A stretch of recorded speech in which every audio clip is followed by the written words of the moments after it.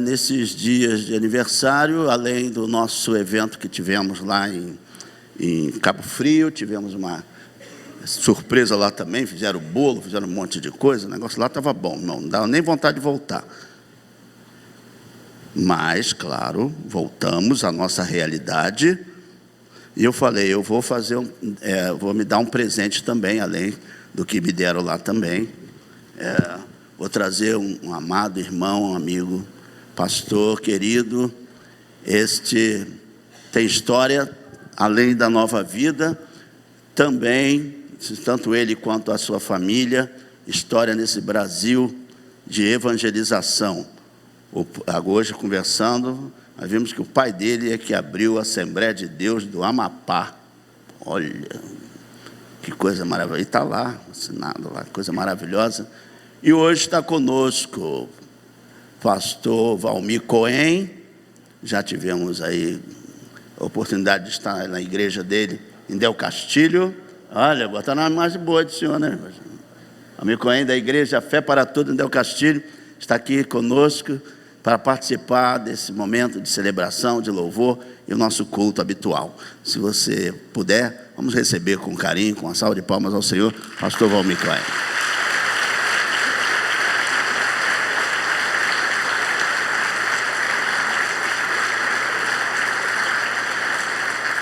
Ele trouxe o escudeiro, que é irmão do pastor Antônio, lá de Caxias, está aqui conosco. Francisco está conosco. Deus abençoe sua vida, meu Francisco.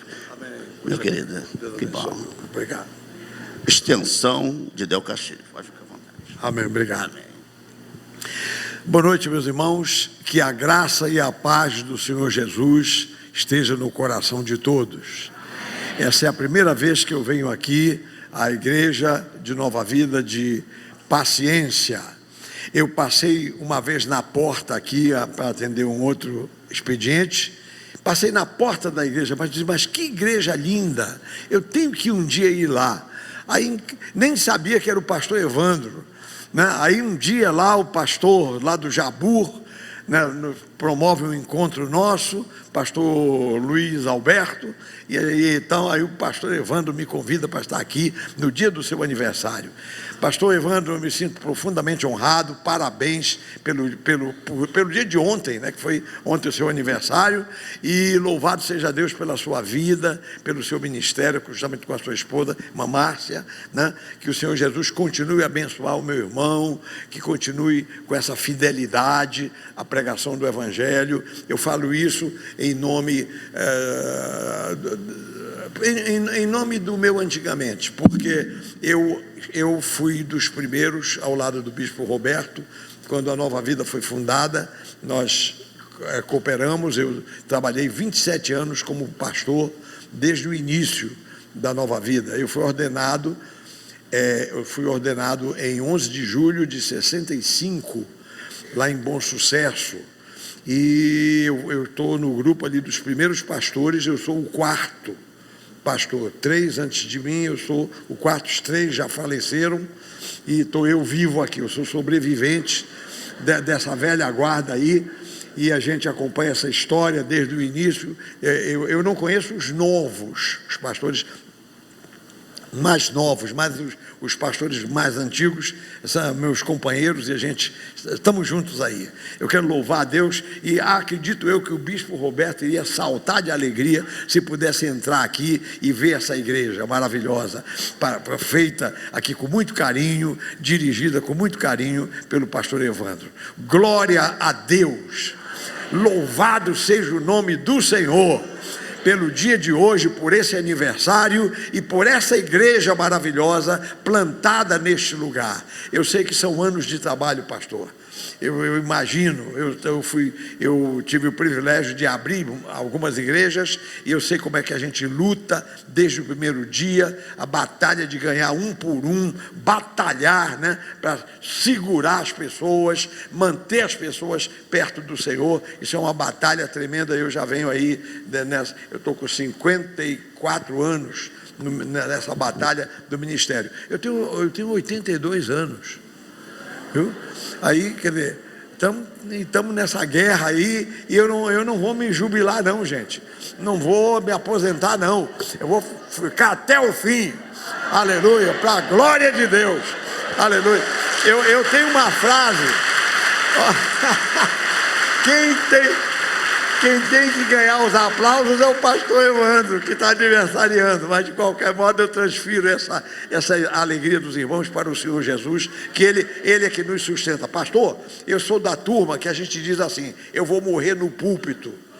Quer dizer, não é morrer aqui no culto, no púlpito, não é isso não. Morrer no púlpito é uma maneira de falar, você vai morrer na ativa. Na ativa. Olha, eu só vou parar, pastor, toma nota disso para você também. Só vamos parar quando a gente não tiver mais condição, quando não tiver mais voz, quando não tiver mais saúde, quando não tiver mais força, né? Aí a gente para. Obrigado pelas circunstâncias, mas enquanto tiver vida, saúde, força, vigor para trabalhar para o Senhor, a gente vai trabalhar para o Senhor. E vou lhe dizer mais uma coisa, pastor, é comer direito, né? Não ficar comendo o que não deve, já me entenderam, né? Não, comer menos, não comer muito. Não, o pastor não pode ser comilão, tem que comer menos. A gente não precisa olha, metade da comida que a gente come, talvez a gente não precise. Tem que comer menos. A minha nutricionista diz assim, pastor, metade do prato é folha, é verdura, metade do prato. A outra metade, você pode pôr feijão, arroz, carne, as outras coisas. Mas a metade, ela diz assim, metade. Eu digo, meu Deus, toda vez que eu vou comer alguma coisa, eu digo, cadê a verdura? Metade, assim. Então, meus irmãos, essas coisas mantêm a gente com boa saúde. Andar, pastor, fazer exercício. O irmão faz, né? Fazer exercício. Olha aí, todo mundo aqui que passou dos 50 anos, você tem que andar, tem que fazer ginástica, tem que fazer algum exercício físico para você manter saúde, para ter saúde. Glória a Deus. Então, meus irmãos, é assim. Perguntam para mim, qual é o segredo da sua saúde? Da minha, porque eu não tenho nada. Eu tenho essas coisas que vêm com a idade. A gente tem que ver negócio de homem, por exemplo, ver negócio de próstata e tal. Isso são coisas da sequência. Agora, doença, nenhuma, eu não tenho nada. Eu não tenho doença nenhuma. Estou aqui tinindo, eu podia tentar aqui fazer umas flexões aqui para os irmãos verem, né? Glória a Deus, mas não precisa. Louvado seja o nome do Senhor. O Senhor é a nossa força, o Senhor é a nossa fortaleza, o Senhor é que manda sobre nós a sua graça. Glória a Deus, louvado seja o nome do Senhor. Mas olha, meus irmãos, hoje é um culto de alegria. Pastor, é um culto de alegria. E o pastor, quando nós estávamos orando, antes de vir para cá, lá no gabinete, o pastor, na oração, ele disse uma palavra que era o que estava me faltando aqui. Eu tenho um esboçozinho aqui do que eu vou dizer. E então a palavra é dele. Ele diz assim: Senhor, hoje à noite nós queremos nos deleitar. Deleitar. Então, deleitar, você entendeu, né? Nos deliciar.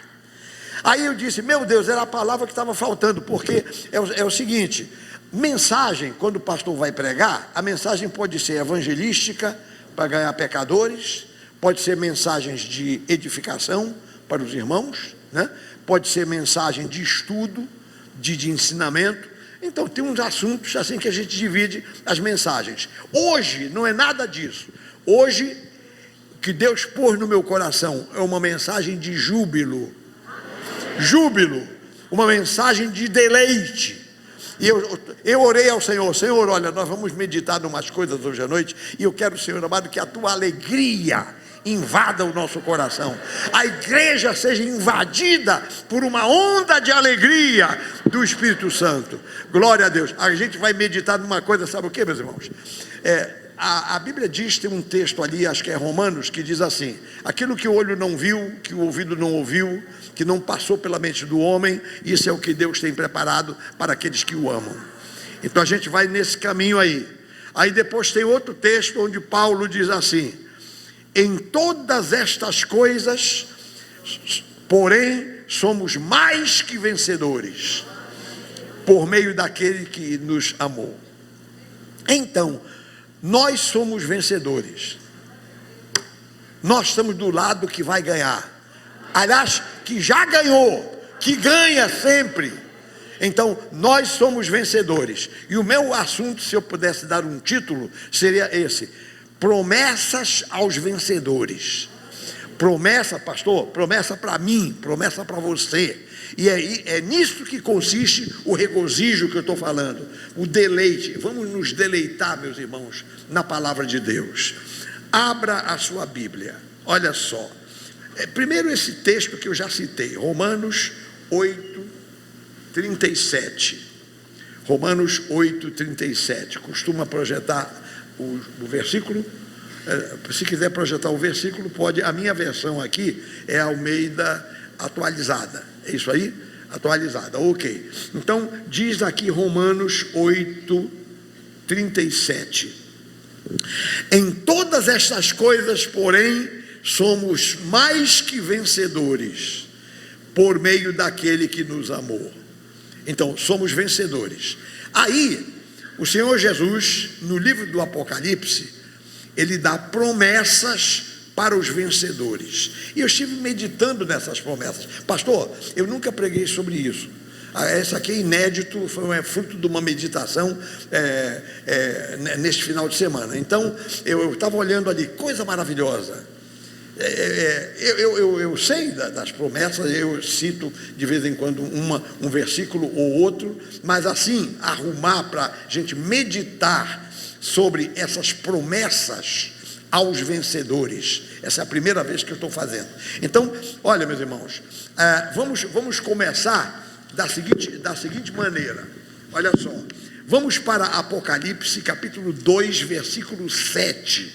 Quem quiser anotar ou riscar na sua Bíblia, marcar, pode fazer. Então é assim, Apocalipse 2, versículo 7, aqui nós encontramos o Senhor Jesus apresentando a primeira promessa para os vencedores. A primeira promessa. Primeiro, deixa eu fazer uma pergunta aqui. Quem é aqui que se considera um vencedor? Mão para cima, dá glória a Deus. Dê glória a Deus. Então você é um vencedor, eu sou um vencedor. A gente às vezes, algumas vezes, a gente escorrega um pouquinho, a gente tem uma falha daqui, uma falha dali, mas ninguém é perfeito. É isso mesmo. O bispo Roberto dizia que nós somos perfeitos, imperfeitos. Sabe? Nós temos uns perfeitos, porém imperfeitos ao mesmo tempo.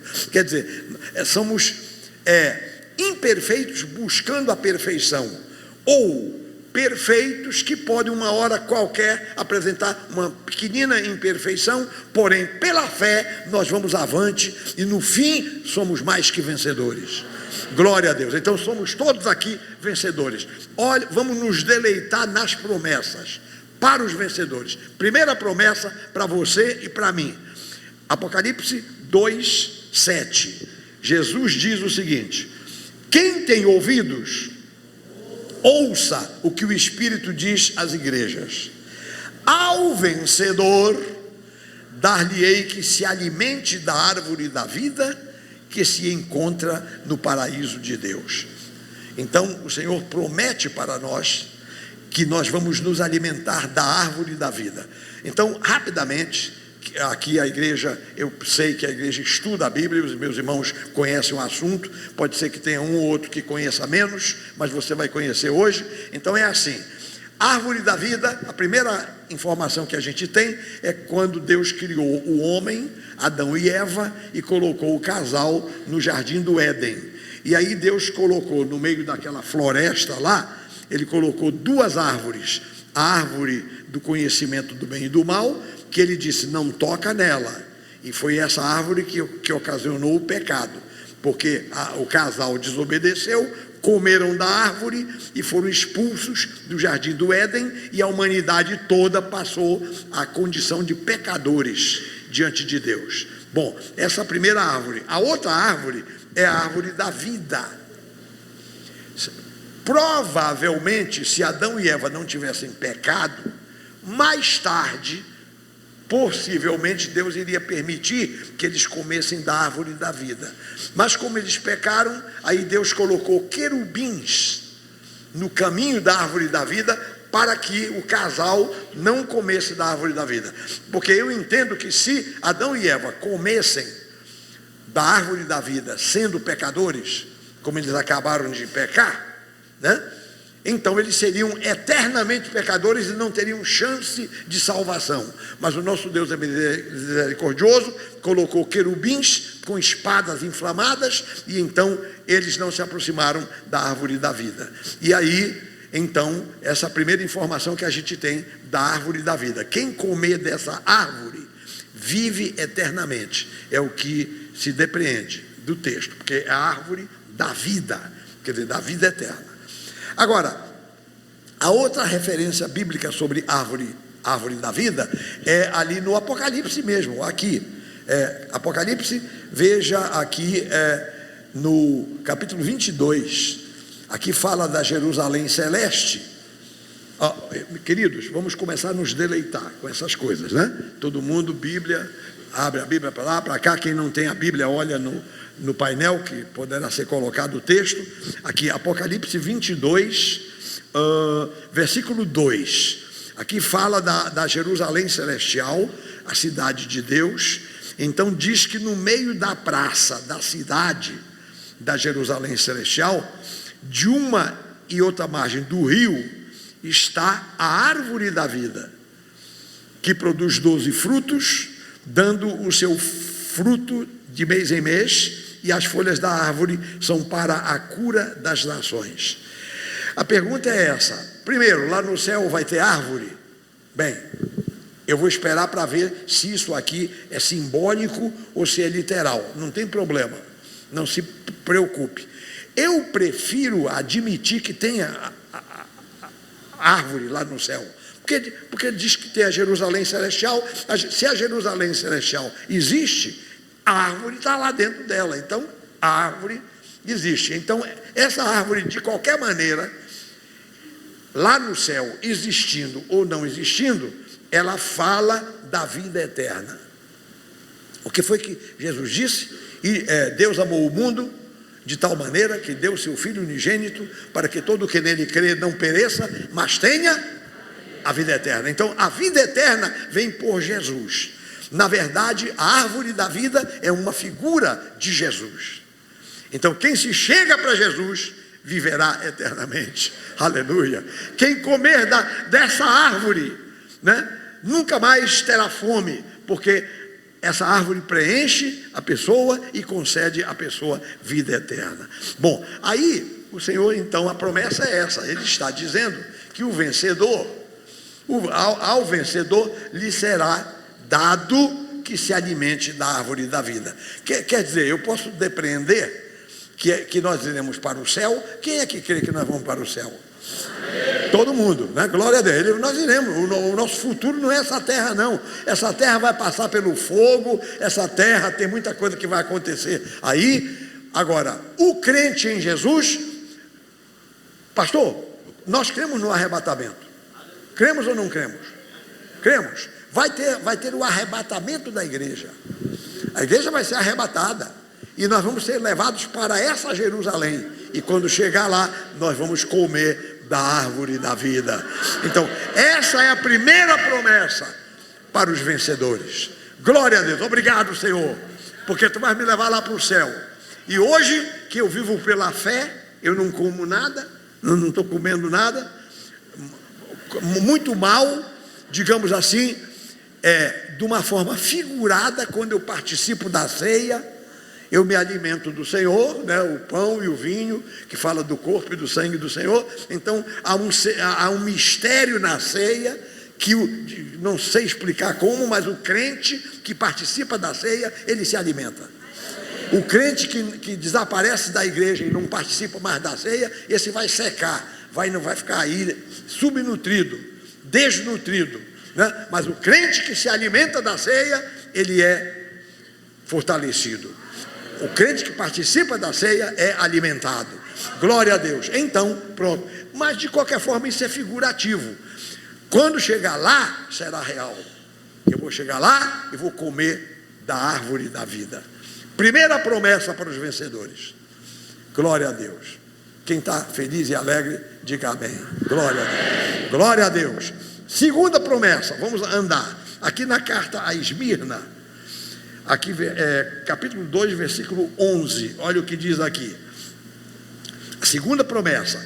Quem tem ouvidos, ouça o que o Espírito diz às igrejas. O vencedor, nós, de nenhum modo sofrerá dano da segunda morte. Quer dizer, essa promessa aqui é o oposto da primeira. A primeira diz que nós vamos entrar na vida. A segunda é uma repetição ao contrário, quer dizer, não vamos entrar na morte. Então, não sofreremos o dano da segunda morte. Aí eu encontro uma coisa muito interessante, porque a própria Bíblia explica essa segunda morte. Como é essa segunda morte e quando é que vai acontecer essa segunda morte? Os estudiosos da Bíblia anotem aí, porque isso aqui é teologia pura, e depois qualquer falha minha aqui, acerta com o pastor, ali, o pastor da igreja, que é um entendido na palavra, e você não vai ter problema algum. Olha só, veja, vamos continuar a ver Apocalipse capítulo 20. Vem aqui para o capítulo 20 do Apocalipse, que fala dessa segunda morte. É no julgamento final, no juízo final, aqui do versículo 11 em diante. Olha aqui que você vai entender já o que é a segunda morte, que nós não vamos entrar lá. A segunda morte não é para nós é a vida eterna. Aliás, para nós não é morte nenhuma, nem primeira nem segunda. Né? Essa mortezinha que a gente morre aqui, tem um cemitério que está ficando famoso aqui perto, né? Então essa morte aí é uma morte pequenina, né? Quem morrer aí vai ressuscitar, todos nós vamos ressuscitar. Glória, os mortos lá no arrebatamento da igreja, eles vão ressuscitar. Então é a primeira morte. Agora a segunda morte é uma morte espiritual. Olha o que diz aqui o texto. Apocalipse 20, 11. Vi um grande trono branco e aquele que nele se assenta, de cuja presença fugiram a terra e o céu, e não se achou lugar para eles. Vi também os mortos, os grandes e os pequenos, postos em pé diante do trono. Então se abriram livros, e ainda outro livro, o livro da vida, foi aberto. A gente vai mencionar esse livro da vida daqui mais para frente. E os mortos foram julgados segundo as suas obras, conforme o que se achava escrito nos livros. Deu o mar os mortos que nele estavam, a morte e o além entregaram os mortos que neles havia, e foram julgados um por um, segundo as suas obras. E então, a morte e o inferno foram lançados para dentro do lago de fogo. Esta é a segunda morte, o lago de fogo, a segunda morte. E se alguém não foi achado inscrito no livro da vida, esse foi lançado para dentro do lago de fogo. Deixa eu ver se em meio minuto eu digo para os meus irmãos o seguinte: existe o inferno provisório e o inferno definitivo. Sabe, quando a pessoa morre sem Cristo, sem salvação, vai para o inferno, que no grego é Hades. Então fica lá esperando a ressurreição, mas não a ressurreição que a igreja vai passar. Tem duas ressurreições: a ressurreição da igreja no arrebatamento, e tem a ressurreição dos ímpios, dos que estão no inferno, que vão ressuscitar para comparecer no juízo final. E esse pessoal aí vai ser lançado no lago de fogo. Esse é o inferno definitivo, que no grego se chama Geena. Então, quem não tem Jesus vai para o lago de fogo. Agora, como é que é esse lago e como é que é esse fogo, vamos esperar para ver. Aliás, eu não vou lá, então não quero nem saber. Mas podemos imaginar que seria um fogo cósmico, sei lá, um fogo capaz de atormentar espíritos. Então não é um foguinho qualquer, não, é um senhor fogo espiritual. Eu não vou discutir aqui como é que é esse fogo. Diz a Bíblia que é um lago de fogo. Uma pessoa disse assim: pastor, não seria um buraco negro no espaço sideral? Eu digo, pode ser, não sei.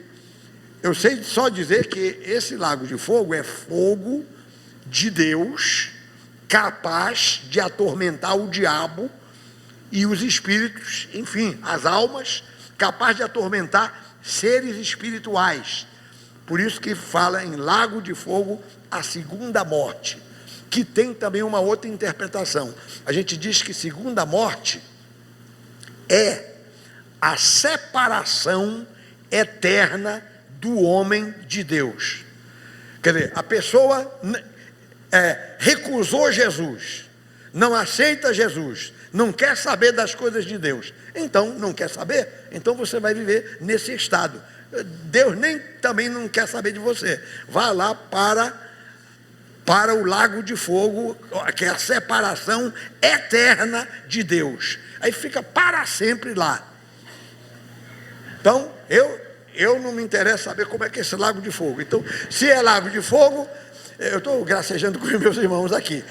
Eu prefiro pensar como está escrito aqui. É um fogo espiritual, é um fogo que atormenta o diabo, porque Satanás com os demônios vão ser jogados lá também, no lago de fogo, que se chama a segunda morte. Pronto? Então é assim. Então a promessa, você diz, e qual é a promessa? A promessa é essa, que eu não vou ser jogado lá. Diz aqui, ó. A promessa é essa. Olha só, aqui, vamos lá, Apocalipse 2:11, o que é que está dizendo? Quem tem ouvidos, ouça o que o Espírito diz às igrejas. O vencedor de nenhum modo sofrerá o dano da segunda morte, quer dizer, ser jogado lá. Então nós estamos livres do lago de fogo. Glória a Deus! E nós ficamos com Jesus e vamos ficar na vida eterna, que é a primeira promessa. Amém, meus irmãos? Glória a Deus. Oh, maravilha. Louvado seja Deus. Vamos nos deleitar nisso, meus irmãos. Isso é um deleite para nós. Oh, Jesus, ajuda-me a te seguir, Jesus, todos os dias da minha vida, porque no dia que tu arrebatares a igreja, eu quero ir com os meus irmãos, e quero chegar na tua presença e ficar no deleite lá no céu, contigo, e nada de lago de fogo. Lago de fogo é para quem não quer saber do Evangelho. Quem não quer saber do Evangelho, vai para lá. E é uma pena, porque nós temos os nossos parentes. Eu tenho os meus parentes que não querem saber do Evangelho, mas não quer mesmo, e não quer nem conversa comigo. Eu visito, eles me respeitam. Eu tenho o maior apreço de toda a minha parentela, toda a minha família, graças a Deus, nos respeito muito. A gente conversa tudo menos igreja, menos evangelho. E eu choro por dentro, porque eu conheço isso aqui, e eu vou dizer, meu Deus, quando chegar lá, como é que vai ser? Eu estou do lado de cá e esse pessoal está do lado de lá. Como é que vai ser, meu Deus? Então nós temos esse drama. Por isso, irmãos e irmãs, vamos orar pelos nossos parentes que não conhecem Jesus. Vamos orar por eles. Senhor, salva. Dá um jeito aí, Senhor. Eu estou sabendo que muçulmanos, o Senhor Jesus aparece. Pastor, já ouviu falar isso? A gente tem testemunhos que Jesus aparece para muçulmanos. Eu mesmo conheço um rapaz que não era muçulmano, um rapaz de uma outra religião, que ele falou, um rapaz até português, João Alexandre, um rapaz lá que eu conheci em Lisboa, e ele morou aqui no Rio muito tempo. Ele se converteu em Botafogo, na Nova Vida de Botafogo. Ele disse, olha, eu não sei, pastor, aconteceu alguma coisa, Jesus apareceu para mim, eu vi uma figura, e eu estremeci. Eu vi alguma coisa que eu não sei explicar. O rapaz viu Jesus. Então eu digo, Jesus, Aparece para o meu parente que tem o coração fechado. Aparece para ele lá, Jesus. Tem misericórdia, Jesus. Faz alguma coisa, Jesus. Eu não quero a minha parentela no lago de fogo. Eu quero a minha parentela salva. Aleluia. Salva por Jesus. Então, meus irmãos, vamos orar pelos nossos parentes. Amém. Aliás, vamos até fazer o seguinte. Vamos orar agora, pastor. Isso aqui é uma mensagem informal. Eu estou quebrando vocês estão vendo que eu estou quebrando todas as normas. Aqui é uma mensagem para a gente se deleitar das coisas de Deus. Irmão, sentado mesmo, levanta a mão para o céu e diga assim: Jesus, salva os meus parentes que não são salvos. Que o teu Espírito fale a cada coração e que ninguém resista. Tem misericórdia, Senhor. Salva os nossos parentes para a glória do teu nome. Obrigado, Jesus. Amém, Jesus. Amém. Glória a Deus. Oh, Jesus. Aleluia. Glória a Deus. Glória a Deus. Queridos, olha, isso aqui é uma maravilha. Vamos à terceira promessa. Olha o que é que diz a terceira promessa. Ainda no capítulo 2, versículo 17. Pastor, nós vamos acabar esse culto 9 horas, né? Meia-noite? Tá bom, não vai chegar lá. Não vai chegar lá. Olha só. Capítulo 2, versículo 17. Olha o que diz aqui. Quem tem ouvidos, ouça o que o Espírito diz às igrejas. Ao vencedor, dar-lhe-ei do maná escondido. Presta atenção o que o Senhor está prometendo. O maná escondido, bem como lhe darei uma pedrinha branca, e sobre essa pedrinha escrito um nome novo, o qual ninguém conhece, exceto aquele que o recebe. Então são duas coisas que ele vai dar aqui: o maná escondido e a pedrinha branca com um novo nome. Então é assim, o que é esse maná escondido? O maná escondido é o sustento do crente. O sentido aqui é o seguinte: é um alimento que a gente não vê. Por exemplo, quando é que foi? Hoje de manhã, um senhor na minha igreja, acabou o culto, ele disse: pastor, puxa, hoje eu estou saindo daqui alimentado. Claro, tivemos a ceia. A ceia é uma coisa escondida. Quer dizer, quando a pessoa toma a ceia com consciência, é alimentado, meu irmão. Tem jeito não. Jesus diz assim: quem comer a minha carne e beber o meu sangue, tem vida em si mesmo. Glória a Deus. Então, assim, é claro, eu não vou entrar aqui no mérito da ceia. Você sabe que o pão continua sendo o pão, o vinho continua sendo o vinho, mas pela fé e espiritualmente, o pão e o vinho tipificam o corpo e o sangue do Senhor. Então isso é alimento. Ele diz assim: quem comer a minha carne e beber o meu sangue, tem vida em si mesmo. Então assim, há um segredo na ceia. Então eu estou ilustrando o que é o maná escondido, porque o Senhor nos alimenta também sem ser com a ceia. Tem outras maneiras pelas quais o Senhor nos sustenta, nos alimenta. Pois bem, lá no céu ele tem um maná escondido lá, a esse ninguém sabe mesmo. Vamos esperar para ver como é que vai ser. E esse nós vamos lá. Esse nós vamos. Senhor, olha, se você chegar lá no céu com Jesus: Senhor, cadê o maná escondido? Vai falar com ele: Senhor, cadê o maná escondido? Quer dizer, é algo do Senhor para cada um de nós, que nos alimenta, que nos sustenta. Eu não vou aqui me atrever a interpretar e ficar com lucubrações aqui. Eu vou ficar com a palavra e depois deixa que o Espírito Santo fala melhor ao coração dos meus irmãos, né? Agora, o outro elemento aqui é a pedrinha branca com um novo nome. Olha, não se preocupe com a pedrinha branca. A pedrinha branca é uma pedrinha, pronto, branca. Agora, o negócio é o novo nome. A bênção aqui, a promessa é o novo nome. Então, a coisa é assim, meus irmãos. Olha, Deus sempre deu um novo nome aos seus escolhidos. Abrão ficou Abraão, né? Sarai ficou Sara, Jacó, Israel, Cefas ficou Pedro, e assim, quer dizer, quando Deus abençoa uma pessoa, Deus dá um novo nome, e esse novo nome representa uma identidade da pessoa, uma nova identidade da pessoa, né? Então, lá na eternidade nós teremos um novo nome. Aí os negros americanos criaram um spiritual, né? Eu estava até dizendo para o irmão Francisco, que vinha comigo, digo, eu talvez cante alguma coisa lá na igreja. Tem um corinho assim: há um novo nome lá na glória, é o meu. Quem conhece isso? Há um novo nome lá na glória, é o meu, é sim o meu, tan, taran, tan, tan, tararara, lá, lá, lá, lá, lá, lá, pá, pá, pá. Pois há um novo nome lá na glória, é o meu, é sim o meu. O resto eu não sei, mas é assim: há um novo nome lá na glória, para nós. Glória a Deus. Então, meu irmão, eu sempre digo assim: meu irmão, minha irmã, você não é pouca coisa não, você é um servo de Deus.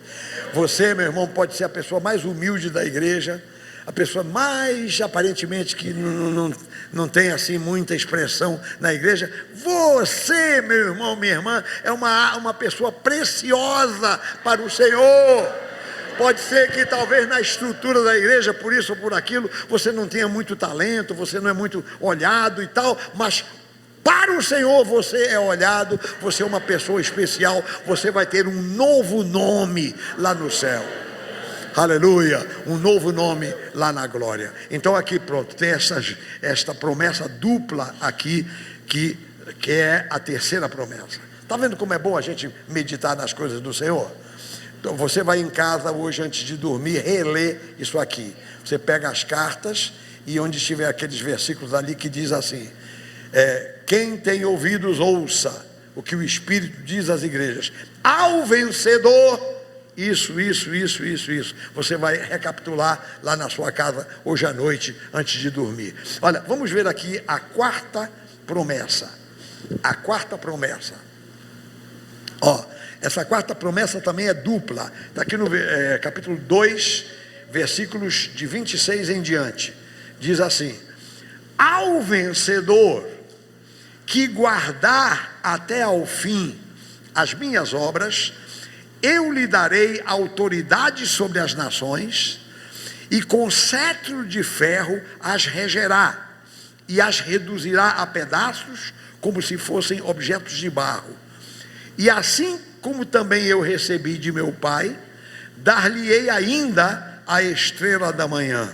Quem tem ouvidos, ouça o que o Espírito diz às igrejas. Então são duas bênçãos nesta promessa.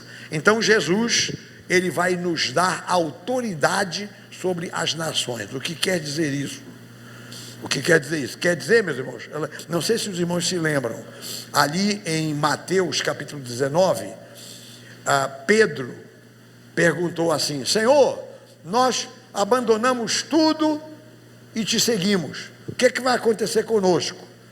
Aí Jesus fala aquele negócio lá: quem não tiver deixado pai, mãe, marido, mulher, né? Terá 100 vezes mais, e terá irmãos e irmãs e tal. Bom, e no meio ele diz assim: não sabeis que vós vos assentareis em 12 tronos para julgar as 12 tribos de Israel. Quer dizer, os 12 apóstolos com quem Jesus falava, na eternidade vão se sentar em 12 tronos e vão julgar as 12 tribos de Israel. Bem, mas agora, preste atenção, não são só os 12 apóstolos, nós também. Porque num outro lugar, Jesus diz o seguinte: olha, veja aqui, por exemplo, aliás, não é Jesus, é Paulo que diz. Olha, vem aqui para 1 Coríntios, e isso aqui é muito importante. 1 Coríntios capítulo 6, olha o que diz o apóstolo Paulo. 1 Coríntios, capítulo 6. Glória a Deus. Glória a Deus. 1 Coríntios, capítulo 6, versículos 2 e 3. Aqui a razão de Paulo falar isso é porque houve lá uns litígios na igreja e havia irmãos que colocavam o outro irmão na justiça. Sabe, uma encrenca entre duas pessoas da igreja, aí um pega, bota o outro na justiça. Então Paulo diz assim, então não tem ninguém sábio aí entre vocês aí para resolver esse problema? Tem que levar os nossos assuntos perante os incrédulos, juízes aí do mundo, para julgar as nossas questões. Está percebendo? Aí ele, na discussão, ele diz assim, versículo 2, ou não sabeis que os santos hão de julgar o mundo? Ora, se o mundo deverá ser julgado por vós, sois acaso indignos de julgar as coisas mínimas? Aí no versículo 3 ele ainda diz mais, não sabeis que havemos de julgar os próprios anjos? Quanto mais as coisas desta vida. Então, deixe-me ver, pastor, eu vou trazer aqui uma posição teológica que eu admito, eu não sei como é que o pastor coloca isso aí, mas assim, eu acredito, eu creio que quando Jesus arrebatar a igreja, logo em seguida vai acontecer o tribunal de Cristo, para que cada um receba segundo o bem ou o mal que tiver feito. Esse tribunal de Cristo é para galardão, não é para salvar ou perder ninguém. Todo mundo ali é salvo, todo mundo ali é crente, todo mundo é da igreja, todo mundo foi arrebatado, e o Senhor então vai galardoar cada um no tribunal de Cristo. Depois disso, depois do tribunal de Cristo, nós vamos ter as bodas do Cordeiro. As bodas do Cordeiro. Eu estou trazendo aqui a teologia pentecostal, né? A clássica, né? A teologia pentecostal clássica. Então, vamos ter as bodas do Cordeiro depois do tribunal de Cristo. Bodas do Cordeiro é o Senhor Jesus, aquele banquete lá no céu, com a noiva que é a igreja e tal, Abraão, Isaac, Jacó, todo mundo junto, a igreja do Antigo Testamento com a igreja do Novo Testamento. Todo mundo junto ali, porque a igreja do Antigo Testamento que a gente diz, são os salvos que vieram através da lei, mas que aceitaram Jesus. Então Abraão, Isaac, Jacó, eu creio que Adão vai estar lá, Adão, Abel, essa gente toda, José do Egito, o pessoal todo, e vai estar também os apóstolos do Senhor, Pedro, Paulo e tal, e vai estar também eu e você lá, todos nós vamos estar lá, nas bodas do Cordeiro. Eu quero ver se eu pego pelo menos um pratinho para servir o pão. O pão, se vai servir pão, eu quero pelo menos ser um diácono lá, ou alguma coisa assim. Mas não tem importância. Jesus é que vai ser o líder dessas bodas aí da mesa. E agora, você está acompanhando, né?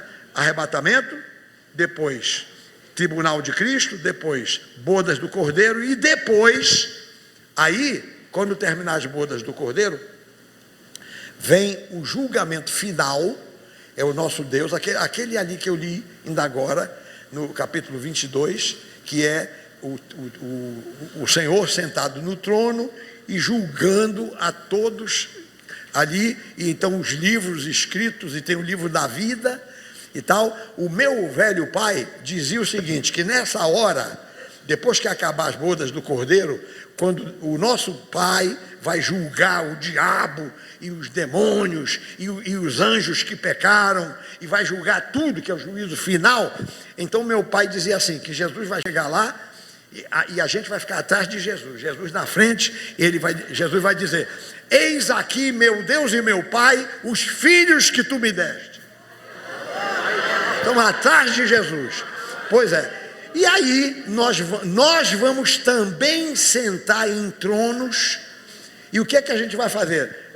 Me permita uma frase assim meio rústica. Nós vamos ajudar Deus a julgar essa turma toda aí. Porque diz aqui, olha aí, presta atenção na promessa. Olha só, vamos aqui para a promessa aqui para os vencedores. Capítulo 2, 26. Ao vencedor que julgar até ao fim as minhas obras, eu lhe darei autoridade sobre as nações. Está falando dessa hora, quando nós vamos julgar as nações ao lado do Pai. Então, e com cetro de ferro as regerá e as reduzirá a pedaços, como se fossem objetos de barro. Então aqui é o momento do juízo final, é a primeira parte dessa bênção aí, dessa promessa que o Senhor está nos dando. Então, meu irmão, minha irmã, se prepare, porque o apóstolo Paulo diz que nós vamos julgar os anjos. Nós vamos julgar, não é só os 12 apóstolos que vão julgar as 12 tribos de Israel. Nós também vamos, ao lado do Pai, nós vamos julgar as nações, os que pecaram e tal, e os anjos e tudo mais. Como é que vai ser, eu não sei, que ainda não aconteceu, e também eu não estou lá, mas para ver, mas que vai ser, vai ser. Amém? Glória a Deus. Pronto. E agora, para terminar essa parte, essa quarta promessa. Os irmãos têm paciência comigo para a gente ir até o final? Eu não quero cansar os irmãos. Eu estou tentando aqui até correr um pouquinho, né? Olha só, nessa quarta promessa também tem a estrela da manhã. Não só a autoridade sobre as nações, mas também o Senhor vai nos dar a estrela da manhã. Assim como também eu recebi de meu Pai, dar-lhe-ei ainda a estrela da manhã. O que é a estrela da manhã? Bem, a gente pode começar a pensar assim: no firmamento nosso, o planeta Vênus, que aparece aí sozinho no céu, no cair da tarde, é chamada de estrela vespertina. E esse mesmo planeta Vênus, no firmamento de manhã, já até aparece a luz, e no entanto Vênus ainda está brilhando lá, tem uma estrela brilhando. Essa é a estrela da manhã. Agora, esse conceito de estrela da manhã significa uma posição de preponderância, de relevância. Então, quando ele diz que vai nos dar a estrela da manhã, ele vai nos fazer a nós relevantes. E agora uma coisa para os irmãos saberem: Satanás, antes de ser Satanás, ele se chamava Lúcifer. Era um anjo obediente a Deus e tal, que porém se rebelou contra o nosso Deus.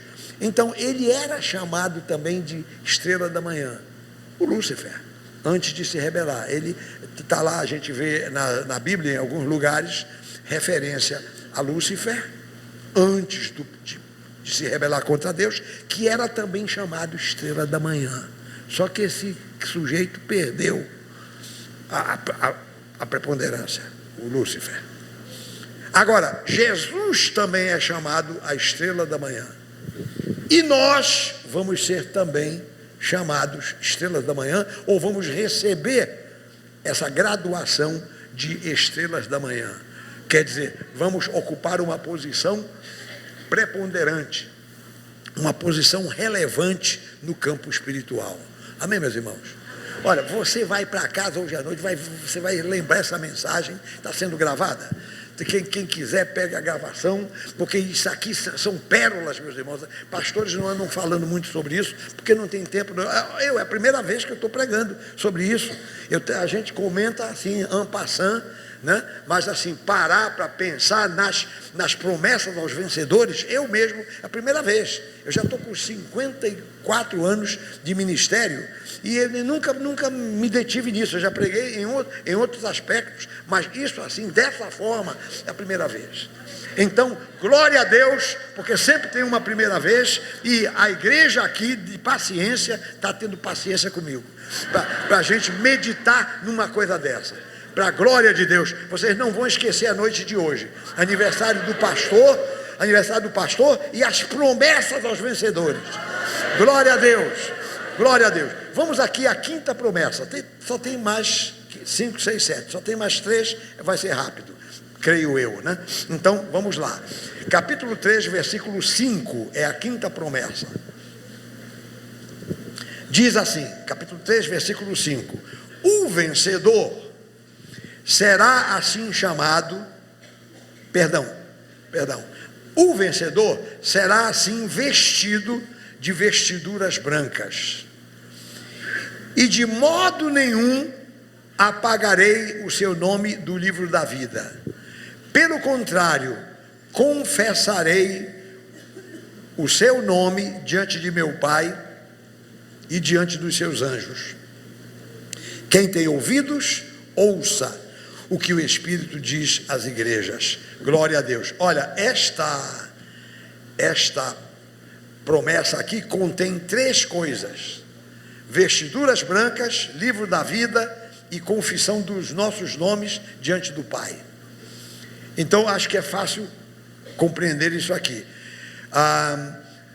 Tem ali, é interessante a gente ler, aqui mesmo no Apocalipse capítulo 7, venha comigo aqui, vira a página para frente um pouquinho, aqui no versículo 13, diz assim, olha só: um dos anciãos tomou a palavra, dizendo: estes que se vestem de vestiduras brancas, quem são e de onde vêm?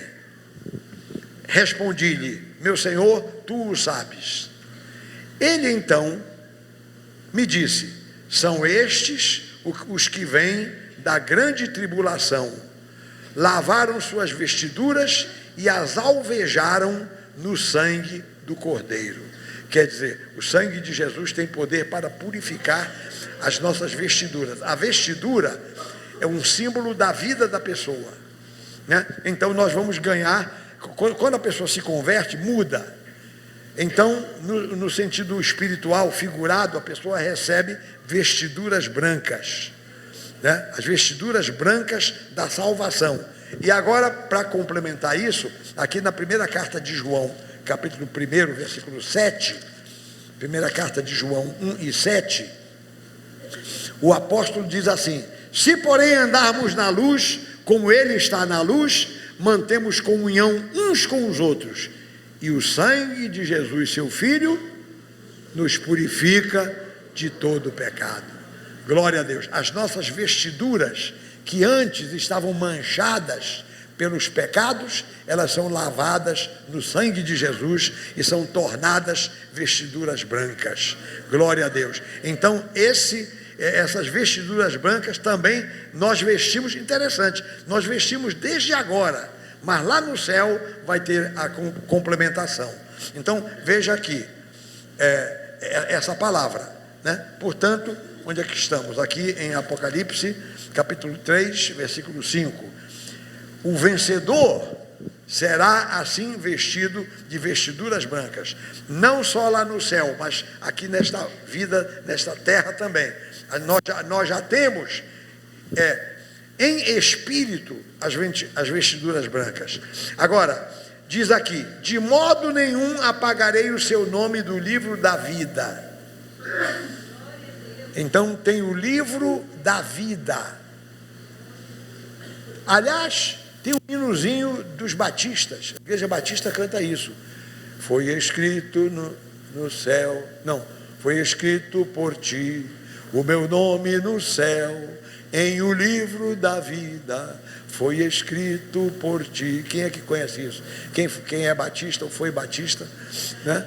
Os batistas cantam isso. Conhece? Não tem esse hinozinho, né? Foi escrito por ti o meu nome no céu, em o livro da vida, foi escrito por ti. O livro da vida não é um livro qualquer. A Bíblia fala numa espécie de pergaminho. Agora, eu tenho entendido, conversado com irmãos, porque nós estamos numa época moderna e a gente pode entender que o nosso Deus também, ele tem, porque a ciência é de Deus, né? A ciência é de Deus. E eu tenho a impressão que é como se Deus tivesse um grande computador, sabe? Com o nosso nome lá, e pior, ou por outra, melhor, tudo que nós fazemos é registrado lá, até os pensamentos, porque diz que nós vamos ser julgados pelas nossas palavras e também pelos nossos pensamentos, mas principalmente pelas palavras e pelos atos. Está tudo registrado lá. Houve um pastor que fez uma brincadeira, porque se toda a nossa vida é registrada no computador de Deus, então quando o crente escorrega, o irmão aí se zanga, solta um palavrão, aí está lá anotado. O irmão faz um negócio errado aí, tem gente que peca mesmo, pecado, depois se arrepende, pede perdão, mas peca, está lá anotado. Aí o pastor estava dizendo o seguinte: como o sangue de Jesus nos purifica, aí aquele pedaço que foi anotado de uma coisa ruim é tirado, quer dizer, é apagado. E aí, quando chegar lá, que nós estivermos no tribunal de Cristo, para receber, e o apóstolo Paulo é muito interessante, ele diz que lá no tribunal de Cristo nós vamos receber pelo que tivermos feito, por meio do corpo, ou bem ou mal. Então tem gente lá que a fita do computador está cheia de borrão, fica com o negócio apagado, está cheia de borrão. Né? Pois é, então, Jesus, tem gente que vai ter assim uns metros de coisa apagada, porque, compreendeu? Meus irmãos. Bom, isso aqui nós estamos aqui fazendo uma ilustração, é um gracejo, mas e se for mesmo? E se for mesmo? Pois é, eu só quero te dizer o seguinte, irmão e irmã, vamos andar direito com o Senhor. Errou, meu irmão, confessa, pede perdão, te arrepende e acerta a tua vida com Deus. Porque é melhor você entrar lá com a tua fita do computador cheia de borrão do que tu ficar do lado de fora, não entrar lá. Muito melhor. Glória a Deus. Amém, meus irmãos? Louvado seja o nome do Senhor. Então aí está. Olha, temos que andar aqui. O livro da vida. Isso aqui, livro da vida, pastor. O irmão analisa isso aí, prega uma mensagem. Isso é maravilhoso. A gente prega 40 minutos só sobre o livro da vida, explicando, vendo coisas do livro da vida e tal. Pega ali no Antigo Testamento explicações, porque os judeus que não aceitam Jesus como Salvador, eles dizem que os justos, os nomes dos justos estão no livro da vida. Os judeus creem no livro da vida. Então, os bem-aventurados têm os nomes escritos lá no livro da vida, né? Então, por que se a Bíblia diz que o nosso nome está escrito lá, né? Foi escrito por ti o meu nome no céu, em o livro da vida, foi escrito por ti. Então, eu não creio que o meu nome está escrito lá, eu creio. O meu nome, o seu nome, o nosso nome está escrito lá no livro da vida. Vamos nos alegrar, meus irmãos. Aleluia. Aí tem uma outra coisa aqui maravilhosa. Jesus diz assim: de maneira nenhuma, né? Apagarei o seu nome do livro da vida, pelo contrário, confessarei o seu nome diante do meu Pai e diante dos seus anjos. Aqui Jesus fala isso, lá em Mateus, no Evangelho de Mateus, Jesus diz assim: aquele que me confessar diante dos homens, eu o confessarei diante de meu Pai e diante dos seus anjos. Aquele que me negar, eu o negarei, misericórdia, Senhor, eu negarei o seu nome diante do Pai e diante dos anjos. Então, interessante, houve um irmão, que os irmãos não sabiam, mas eu fui missionário na África do Sul, e nós trabalhamos ali com os portugueses refugiados de Angola e de Moçambique, que vieram fugidos para a África do Sul por causa das guerras e tal. E então lá teve um irmão lá que disse para mim, eu fui conversar com ele sobre uns assuntos, uns problemas, ele disse: olha, pastor, olha, eu quero que o senhor saiba o seguinte, eu tenho certeza que ele falou isso para mim, assim, olhou no meu olho e disse: eu tenho certeza que o meu nome está escrito no livro da vida e que Jesus Cristo pronuncia o meu nome diante do Pai e diante dos anjos. Aí o camarada olhou para mim e disse: então, meu filho, então aleluia, que assim seja, né? Quer dizer, ele disse: o meu nome está, olha a segurança do homem, ó, o meu nome está escrito no livro da vida, e o Senhor Jesus pronuncia o meu nome diante do Pai e diante dos anjos. Eu digo, meu querido, dá um abraço, você está comigo, você é dos meus, porque eu também tenho a mesma certeza. Então, irmão, irmã, tenha certeza disso. Tenha certeza disso. Vamos andar. Já estou finalizando aqui. A sexta promessa para os vencedores está aqui em capítulo 3, versículo 12. Isso aqui é tudo. É a carta a Filadélfia, a igreja de Filadélfia, né? Aqui tem 4 coisas que o Senhor promete para nós. Ele diz assim,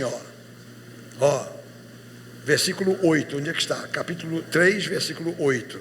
Conheço as tuas obras, eis que tenho posto diante de ti uma porta aberta. Meus irmãos, o Senhor tem colocado diante de nós uma porta aberta. Aleluia. Segunda coisa, versículo 9. Eis que eu farei que alguns que são da sinagoga de Satanás,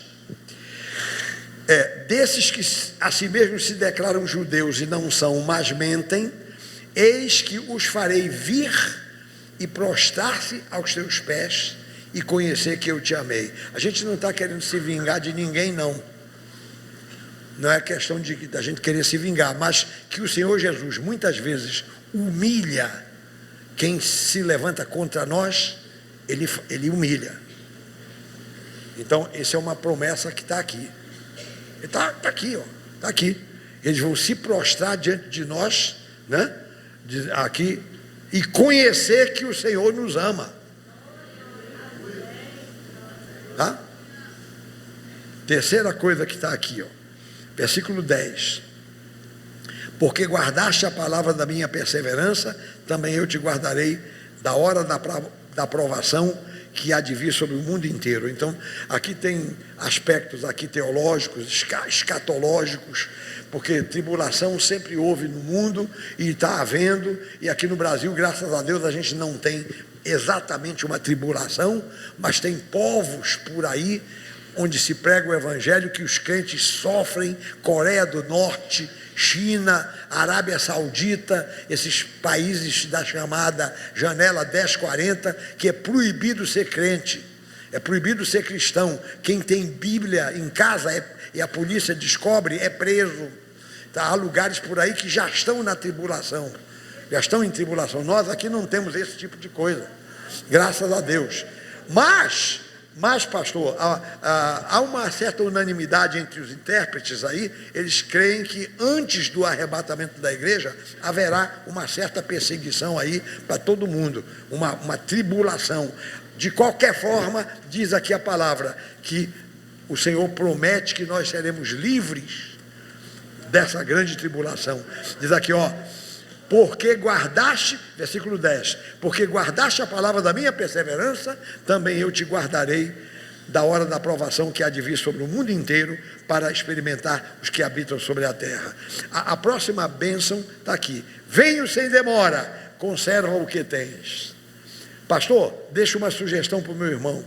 Aqui diz assim, conserva o que tens. Pergunte para a igreja o que é que nós temos. O que é que nós temos? Nós temos a palavra de Deus aqui no nosso meio. Nós temos a palavra pregada com clareza, com inteireza. O que é que nós temos? Nós temos pastores sérios, homens íntegros. O que é que nós temos? Nós temos uma igreja onde o Espírito Santo tem liberdade. O que é que nós temos? Nós temos uma camaradagem uns com os outros, uma amizade de irmãos uns com os outros. Se a gente tem uma falhazinha aqui, uma falha acolá, é detalhe. Assim, como proposta, nós temos isso, nós pregamos isso. Todos nós temos imperfeições, mas nós pregamos essas coisas. Amém, meus irmãos? Amém? Assim, conserva o que tens, para que ninguém tome a tua coroa. Bom, ao vencedor, versículo 12, falo-ei coluna no santuário do meu Deus, daí jamais sairá, gravarei também sobre ele o nome do meu Deus, o nome da cidade do meu Deus, a nova Jerusalém que desce do céu, vinda da parte do meu Deus, e o meu novo nome. Quem tem ouvidos, ouça o que o Espírito diz às igrejas. Medite aqui no versículo 12, que eu já estou começando a finalizar. Olha, agora vem aqui a 7ª promessa para os vencedores. Aqui é o seguinte: essa igreja de Laodiceia foi a única igreja que o Senhor Jesus reprovou totalmente. Diz assim: tu nem és frio nem quente, e porque tu és morno, eu vou te vomitar da minha boca. Então pronto, já entendeu, né? Essa igreja, porém, mesmo sendo uma igreja ruim, porque eu fico maravilhado com a misericórdia de Deus. Você pode pensar: pastor, eu não sou assim tão crente não, eu tenho minhas falhas e tal.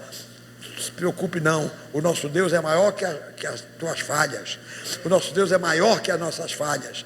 Essa igreja inteira, pecadora, desviada, sabe o que Jesus diz para essa igreja? Está aqui, ó. Aqui, ó.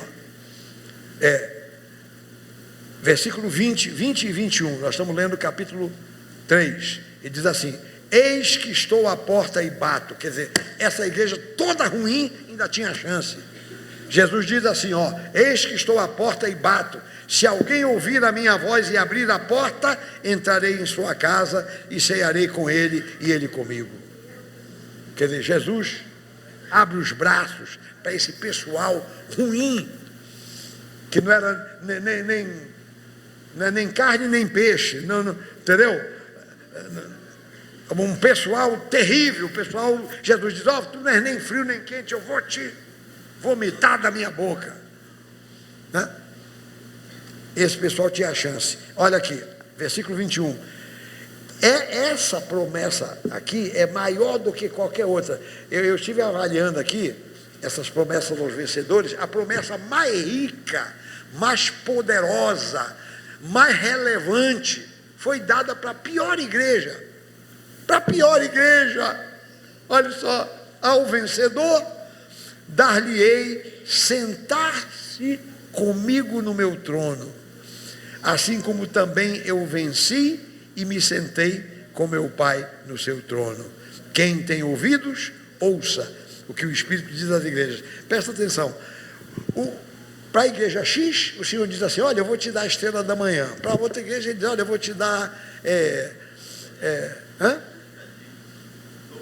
eu vou te dar um novo nome. Para o outro diz assim: eu vou te dar não sei o quê. Para o outro vou te dar não sei o quê. Coisas assim, triviais. Agora, para essa bendita igreja, que é a mais complicada, ele pega e diz assim: olha, o vencedor vai se sentar comigo no meu trono, como também eu venci e me sentei com meu Pai no seu trono. Aleluia, glória a Deus. Paremos por aqui. Você em casa vai reler tudo isso aí, vai se deleitar no Senhor. Vamos ficar em pé, meus irmãos. Vamos ficar em pé, todo o povo de Deus. Pastor, pode ficar aqui comigo aqui. Glória a Deus. Aleluia. Vamos terminar. Aleluia. Eu queria pedir que todos os meus irmãos orassem mais ou menos assim: Senhor, olha, eu te agradeço pela minha salvação, eu te agradeço pelo perdão dos meus pecados, te agradeço porque o meu nome está escrito no livro da vida, eu te agradeço porque tu pronuncias o meu nome diante do Pai e diante dos anjos. E aí você vai dizer: Senhor, eu sei que eu não mereço, mas tu me ofereces tudo isso, tu me ofereces todas essas maravilhas aí. Me ajuda, Senhor, a ser fiel até o fim da minha vida. Essa é a nossa oração. Cada um ora do seu jeito. Ninguém vai orar agora. Eu não vou orar, nem o pastor Evandro. Você vai orar. Pode ser um burburinho, cada um ora para si. Não precisa falar muito alto, fala baixinho, mas cada um orando. Apresenta a tua vida ao Senhor. Todo mundo me entendeu, né? Fala com o Senhor agora. Diga: Senhor, tem misericórdia de mim, me ajuda a ser fiel até o fim da minha vida. Aleluia.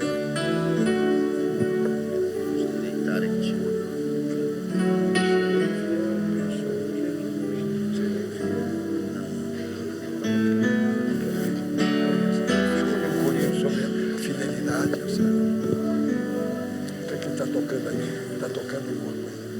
Glória a Deus, glória a Deus. Aleluia, aleluia, aleluia. Glória a Deus, glória a Deus. Aleluia, aleluia.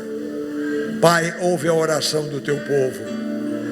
Nós queremos ser vencedores, e mais do que vencedores, nós queremos, Pai, tomar posse dessa bênção. Queremos tomar posse, Pai, destas promessas. Aleluia, aleluia, aleluia. Glória, glória, glória, glória, glória ao teu nome. Aleluia. Aleluia. Louvado seja o nome do Senhor. Ele é fiel para cumprir todas as suas promessas. Aleluia. Nós não vamos encontrar lá nada mais do que o que Ele falou, nada menos do que Ele falou. Tudo o que Ele falou, Ele vai cumprir. Quem crê na promessa do Senhor, diga amém. Então diga, cante comigo: Tu és fiel, Senhor. Pronto. Tu és fiel, Senhor, meu Pai celeste, pleno poder aos teus filhos darás. Nunca mudaste, tu nunca faltaste, tal como eras, tu sempre serás. Levante a mão e diga: Tu és fiel, Senhor. Tu és fiel, Senhor. Dia após dia, começam sempre. Nós somos gratos, meu Deus. Tua mercê me sustenta e me guarda. Tu és fiel, Senhor, fiel a mim. Aleluia. Aleluia. Flores e frutos, montanhas e mares, sol, lua, estrelas no céu a brilhar. Tudo criaste na terra e nos ares, todo o universo em pôs-te louco. E nós também. Tu és fiel, Senhor. Tu és fiel, Senhor. Dia após dia, professão sem fim. Tua mercê me sustenta e me guarda. Tu és fiel, Senhor, fiel a mim.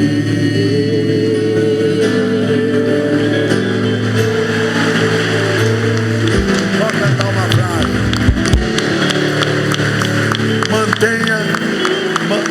Mantenha o acorde. Nós vamos cantar.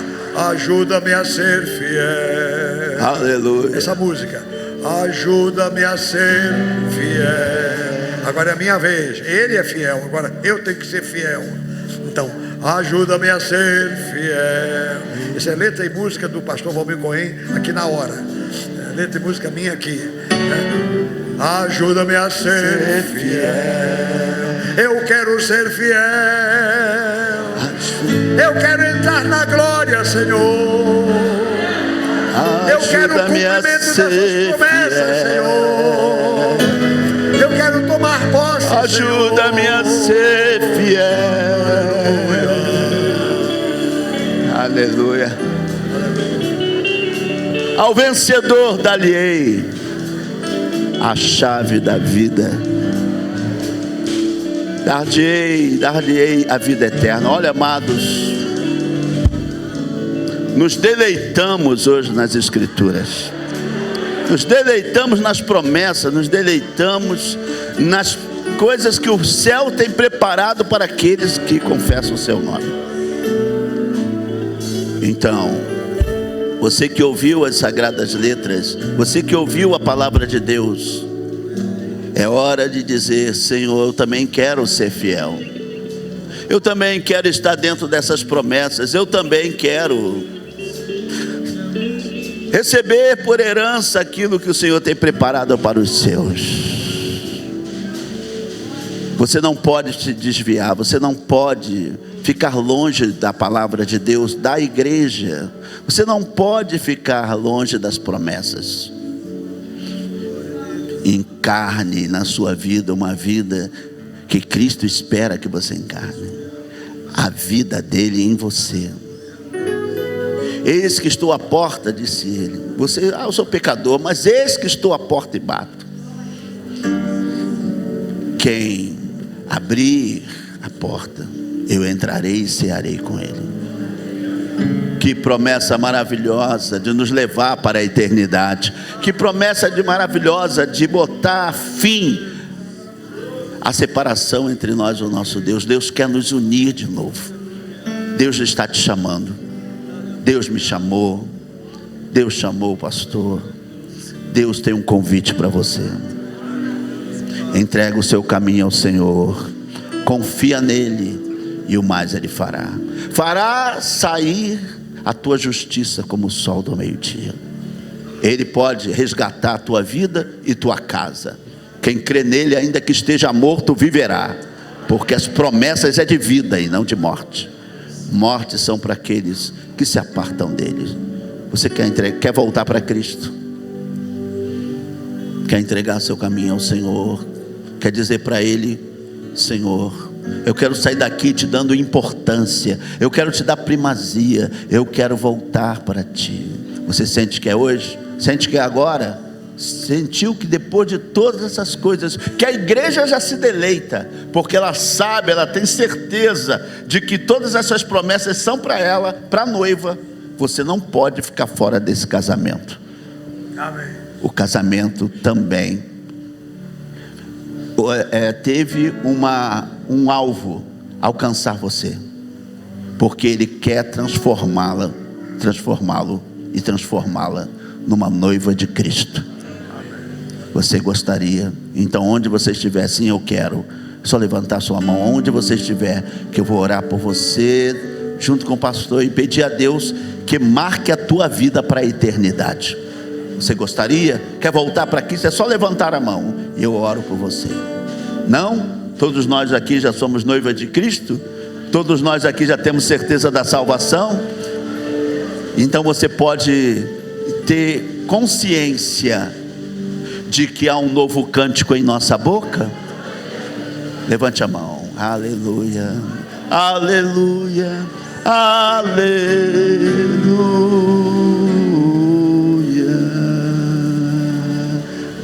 Engrandece o nome do Senhor. Volte para casa hoje, dando ao Senhor a honra, o louvor e a glória que lhe é devida. Ele nos salvou pela graça. Ele nos salvou. É Ele que nos procurou. É Ele que nos achou. E é Ele que marcou a nossa vida com o selo do Espírito Santo. Estamos endereçados para o céu. Ninguém mais coloca a mão na tua vida, porque Ele te salvou, Ele te salva e Ele sempre te salvará. Ele está te aperfeiçoando para aquele grande dia, a qual as recompensas virão para todo aquele que crê. Ao vencedor dar-lhe-ei a coroa da vida. Obrigado, Senhor, por essas grandes verdades faladas, pregada, anunciada aqui em Paciência. Que o nosso coração se deleite nessas promessas. Há tantas coisas que os homens estão se deleitando, meu Deus. Tantas coisas passageiras e transitórias. Há tantas coisas nessa terra que a gente acaba fixando. Mas o Senhor quer tirar os nossos olhos da terra para colocar os nossos olhos no céu. Há tanta coisa preparada para aquele que confia em ti. Não se turbe o vosso coração, disse o Senhor. Na casa de meu Pai há muitas moradas. Glória, glória, glória, glória. Obrigado por esta palavra edificadora. Obrigado por essa palavra consoladora. Muito obrigado. Te damos ações de graças em nome de Jesus. E quem crê, diga amém, amém, amém. Vamos terminar. Não estou querendo terminar não, você já notou, né? Mas o corinho, olha, ele está animado, irmão. Meus irmãos, é o seguinte, um corinho fácil. Serei fiel, alguns até conhecem. O pastor disse que, de modo geral, a igreja não canta, mas então pode acrescentar no repertório. Opa. Da igreja. Serei fiel, precioso Jesus, serei fiel. Serei fiel, precioso Jesus, serei fiel. Há uma carreira a correr, há uma vitória a alcançar. Cada dia em meu viver serei fiel. Serei fiel, precioso Jesus, serei fiel. Serei fiel, precioso Jesus, serei fiel. Há uma carreira a correr, há uma vitória a alcançar. Cada dia em meu viver serei fiel. Aleluia! Glória a Deus!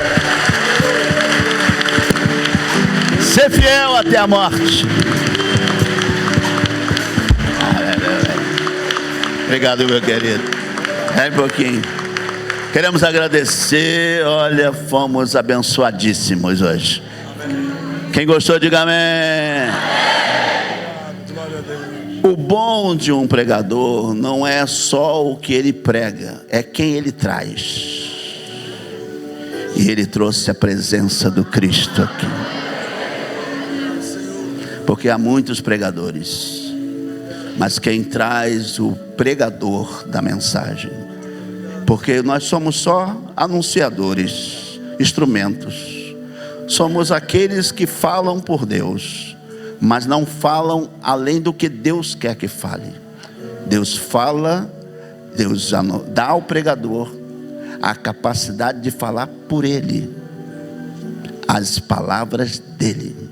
E hoje ouvimos as palavras dele e nos deleitamos naturalmente. Queremos agradecer ao pastor Valmir Cohen pelo seu pioneirismo, pela sua capacidade de manter-se fiel, pela seu exemplo para todos nós pastores e congregação que hoje está lhe conhecendo. Cada vez mais, pastor, nós louvamos a Deus por referências como essas. Eu fiz questão de trazê-lo aqui no meu aniversário, porque eu quero sim dizer para todos que vale a pena ser uma referência de Deus, vale a pena viver dignamente nessa terra para que outros sejam alcançados. Ninguém vai ser alcançado se a igreja não encarnar a palavra de Deus. Sejamos aqueles que vivem a palavra. Amém. E que pregam a palavra com sabedoria. Que Deus nos abençoe. Amém. Que recebemos aqui a igreja Fé para Todos em Del Castilho e as demais igrejas. Tem várias, né, pastor? Não muitas, só duas. Só duas. Mas nós somos três. Nós somos três. É que o senhor me apresentou dois dos seus pastores. Aí, tá. E aí, que o senhor e vocês recebam lá 4 vezes mais do que recebemos aqui. Tá bom? Deus abençoe a sua vida, viu? Vamos encerrar. Encerra aqui comigo, ele vai dar a bênção apostólica final. Pai Celestial, Deus amado, te damos ações de graças por tudo que o Senhor nos comunicou. A melhor presença aqui foi o Teu Espírito e a Tua Palavra. E Deus, é a instrumentalidade do Teu Filho, que obedeceu a Tua voz e seguiu a inspiração que o Senhor deu. Muito obrigado. Obrigado por tudo que foi dividido aqui conosco, que esses galardões e que essas recompensas que virão no final sejam vivenciadas de fato no coração daquele que crê, e que ninguém roube aquilo que nós já temos garantidos por direito lá no céu, na eternidade. Muito obrigado. Dá uma semana de graça aos teus filhos, uma semana de vitória, uma semana de realizações, uma semana, Senhor, em que a tua presença seja constante. E como foi dito aqui, se revela aos santos, se revela aos que necessitam, aos nossos parentes, aos nossos amigos, aos nossos vizinhos, a todos que precisam ouvir que o Senhor é Deus e que precisam se render à majestade de Deus. Para o louvor da tua glória, encerramos esse culto com ações de graças, em nome de Jesus, e todos digam amém. Levante as mãos para receber a bênção. Que a graça do nosso Senhor Jesus Cristo, o amor de Deus, o nosso Pai, e que a comunhão e as consolações do Espírito Santo sejam com todos os meus irmãos, desde agora e para sempre. E toda a igreja diga amém.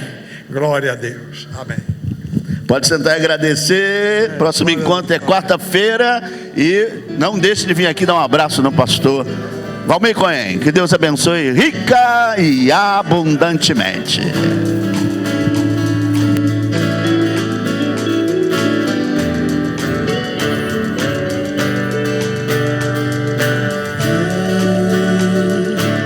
Esta é a hora da adoração. Vem dar alegria ao teu coração.